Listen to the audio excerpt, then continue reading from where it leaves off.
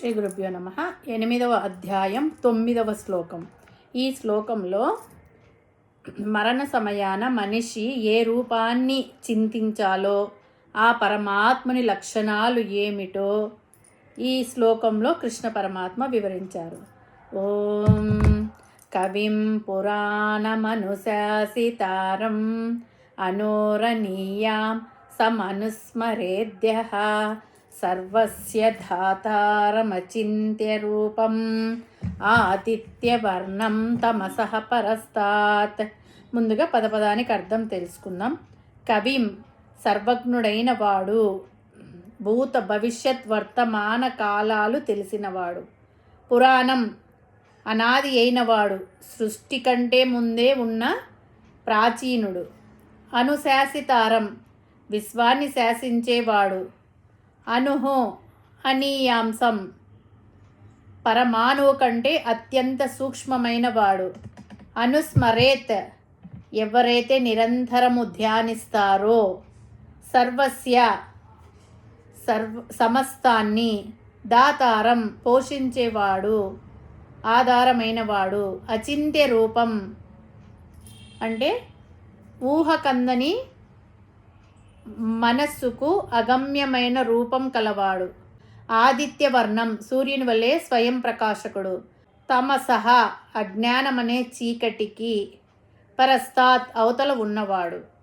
తాత్పర్యం ఏమిటంటే, అన్నీ తెలిసినవాడు, ఆది అందము లేనివాడు, ఈ అనంత విశ్వాన్ని శాసించేవాడు, అణువు కంటే సూక్ష్మమైన వాడు, ఈ అనంత విశ్వానికి ఆధారభూతమైన వాడు, మనస్సుతో కానీ బుద్ధితో కానీ తెలియని రూపం కలవాడు, సూర్యుని వలె స్వయం ప్రకాశకుడు, మానవుల్లోని అజ్ఞానమును అంధకారానికి అవతల నిలిచి ఉండేవాడు. అంటే జ్ఞానస్వరూపుడు అయిన పరమాత్మను నిరంతరం స్మరించాలి.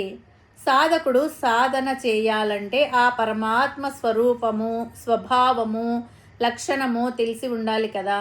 ఈ శ్లోకంలో పరమాత్మ ఎవరు, అతని స్వరూపం ఎట్టిది అనే విషయాన్ని తెలిపారు.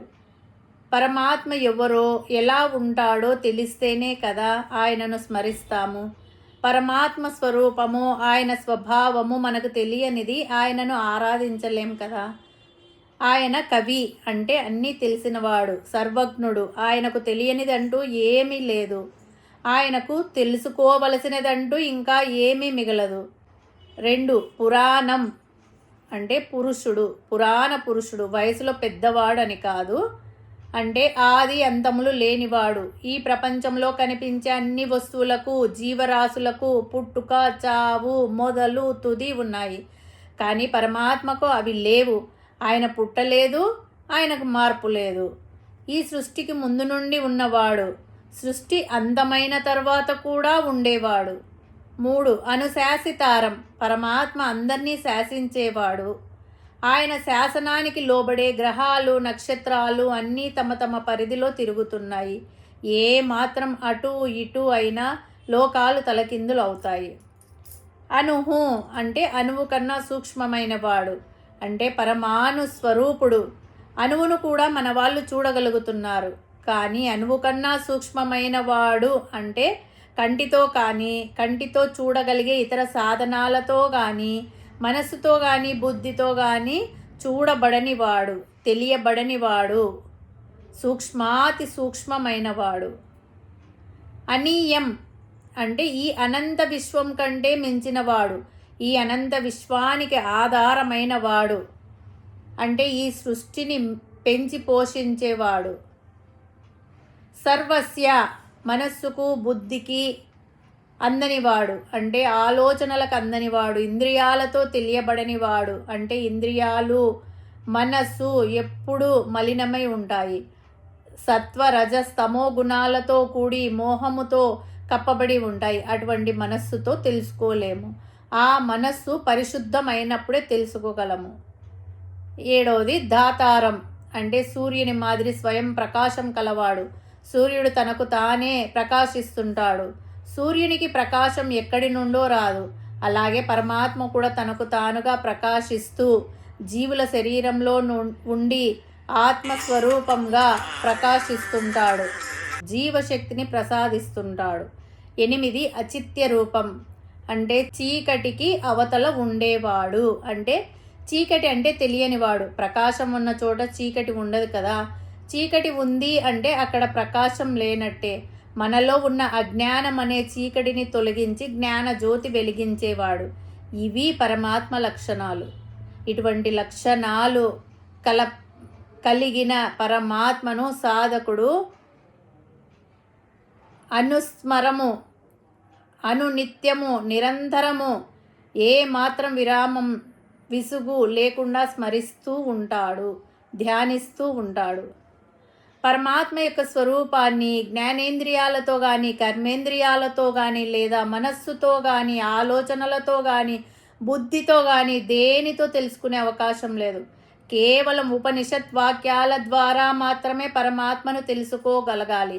మరొక దారి లేదు అని ఈ శ్లోకం ద్వారా పరమాత్మ చెప్తున్నాడు. భగవద్గీత ఉపనిషత్ సారం అని చెప్పి తెలుసుకున్నాం కదా మనము. ప్రతి అధ్యాయానికి చివరలో ఓం తస్సతీతి శ్రీమద్ భగవద్గీతాసు ఉపనిషత్సు అంటాం కదా. అందుకని ఉపనిషత్సు సారము, ఈ ఉపనిషత్తుల సారము ఈ శ్లోకంలో ఉంది అన్నమాట. వేరు వేరు ఉపనిషత్తులలో ఉండే వాక్యాలను తీసుకొచ్చి ఇక్కడ మనకు రుచి చూపించాడు. ఇందులో కవి అనే మొదటి వాక్యాన్ని ఈశావాశోపనిషత్తులో ఉంది. పురాణం అనేది కఠోపనిషత్తు. ఈ పురాణం అనేది 2వ అధ్యాయం 30 శ్లోకంలో కానీ వచ్చింది మనకి. అనుశాసితారం అనే పదము బృహదారణ్యోపనిషత్తు. అనురణీయాంసం అనే పదము ముండకోపనిషత్తులోనిది. సర్వస్య దాతారం అనే పదము బృహదారణ్యకోపనిషత్తులోనిది. అచింత్య రూపం అనే పదము మాండిక్యోపనిషత్తులోనిది. ఆదిత్యవర్ణం తమసః పరస్తాత్ అనేది శ్వేతాస్వరోహ ఉపనిషత్తులోనిది. ఇలా ఉపనిషత్ వాక్యాలలో ఉండే పదాలను, ఆ భావాలను, అర్థాలను, పరమాత్మ యొక్క స్వరూపాన్ని ఉపనిషత్ వాక్యాల ద్వారా మాత్రమే తెలుసుకోవాలి తప్ప మరి ఏ దారిలోనూ తెలుసుకునేందుకు అవకాశం లేదు అనే విషయాన్ని పరమాత్మ స్థిరంగా మనకు చెప్తున్నాడు. ఆ సూచన ప్రకారం మనకు కవిం పురాణం అనుశాసితారం మనోరణీయం సమనుస్మరేత్య సర్వస్య దాతారం అచింత్య రూపం ఆదిత్యవర్ణం తమసః పరస్తాత్ అనే శ్లోకాన్ని పరమాత్మ మనకు ఉపదేశం చేస్తున్నాడు. పరమాత్మ చెప్పిన ఈ ఉపనిషత్ వాక్యాల ద్వారా పరమాత్మను తెలుసుకునే యోగమును ప్రసాదించమని పరమాత్మనే ప్రార్థించుకుందాం. హరి ఓం తస్సత్.